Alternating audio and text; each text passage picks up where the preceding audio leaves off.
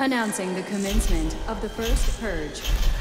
I want you to change the world, and don't think that this is going to happen peacefully or you can do it alone. We need to kill the rich. You get out there, you use your weapons, and you rip Washington apart. You hunt down the billionaires, the bank bosses, the CEOs, the scumbags and the liars, the governors, the lobbyists, the senators, because they're all the same, and you hang them. Just remember all the good the purge does. Good morning, everyone. It is May 25th, 2018. I'm Eric. How's everyone doing? I'm here at Zero Hedge, Ebola patient, or escaped Ebola patient, risk spreading virus at packed prayer meeting. Of course, you know, I've always tried to keep up with things like Ebola and mass shootings, but I really dropped the ball on the Vegas mass shooting. There's so much evidence that says, you know, it wasn't an organic event, that it's ridiculous. But I digress. 2 Ebola patients who escaped from a quarantine in the Congo attended a prayer meeting with 50 other people. And, of course, it raises the possibility that those exposed could reignite the Ebola epidemic. And they say that it was on the edge of spreading throughout the world back in 2014. According to the Daily Star, health agencies confirmed that 2 of the 3 fugitives, how can they be fugitives, from the quarantine may have spread the virus before dying. Government officials are now worried that the deadly and highly infectious disease could spread as victims fail to grasp the seriousness of being infected.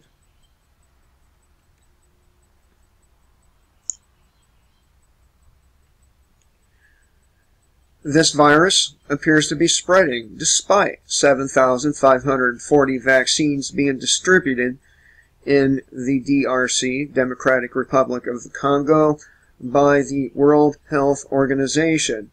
Another 8,000 doses are due to be provided in the coming days.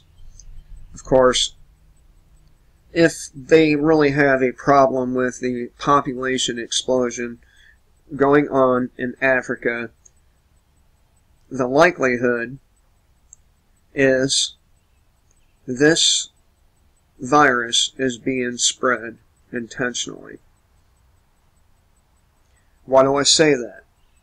Not too long ago, Prince Harry, I believe it is. I should have covered it, but I'm only one guy. Anyway, Prince Harry, he said that we need to urgently depopulate Africa. And then, just a couple months later, if that, Ebola resurfaces once again. Coincidence? Maybe.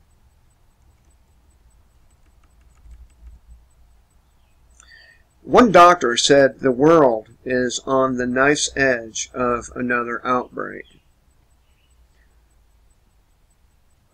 He says we are on an epidemiological knife edge. Dr. Peter Salama, the World Health Organization's deputy director.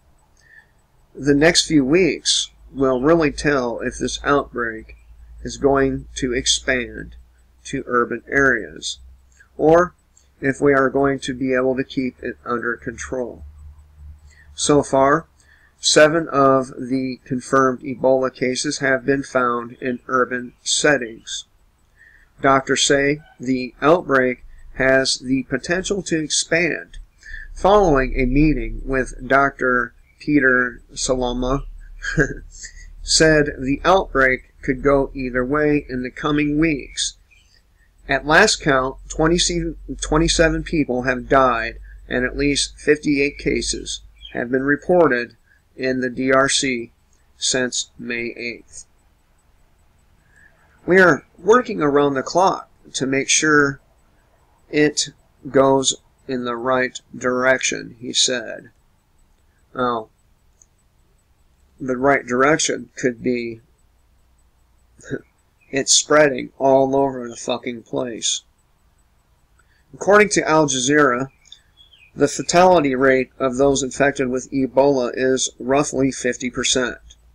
The DRC's present Ebola outbreak, its 9th since the virus was identified in 1976, initially appeared confined to a remote village in the country's northwestern province, but no more. I'd like to remind all of you that the CDC, along with another company, holds the patent for Ebola. Now, if there's a patent on something, wouldn't that mean it's invented? Isn't that what it would mean?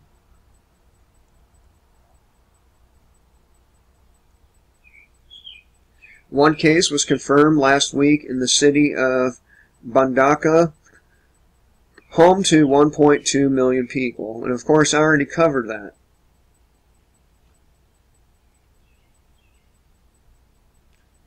Ebola virus disease. Ebola is most feared for the internal and external bleeding it can cause in victims owing to damage done to blood vessels.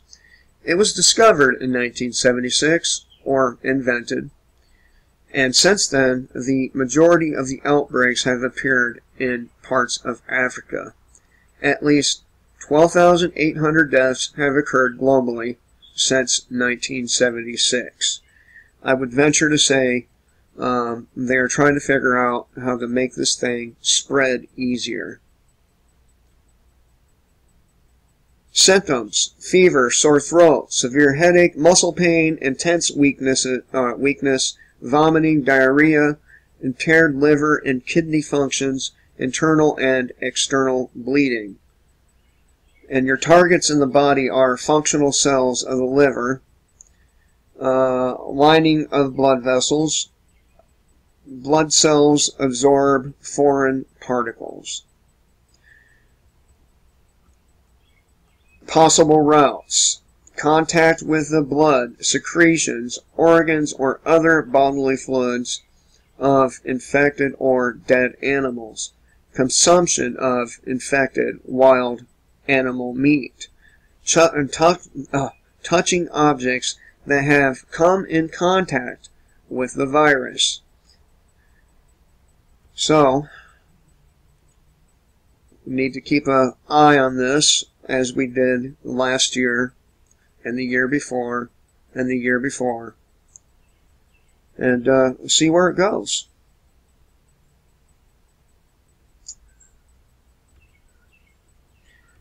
One thing I am afraid of is a pandemic. And the reason I'm afraid of that is because, well,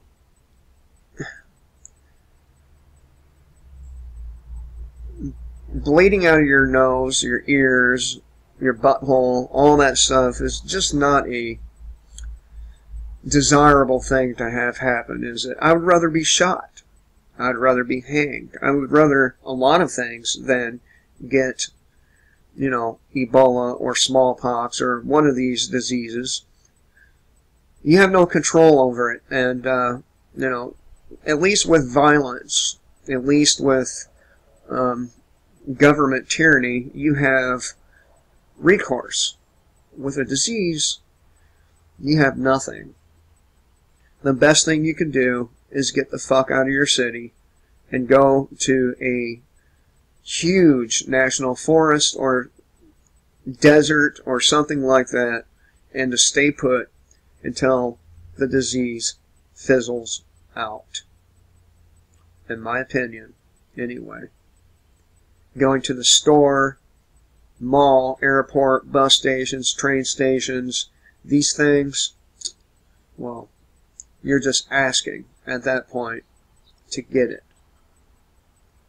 Especially if it makes it stateside, makes it stateside and begins spreading, and people try to go about their normal everyday life, the shit is going to spread everywhere. We'll see what happens, but you know, it's probably just like the previous years. It starts and fizzles out in a couple of months. That's what will probably happen this time. But just in case, we should keep an eye on it. That way, we are aware if it comes stateside. Hope you all have a good day. Kill the state, live free.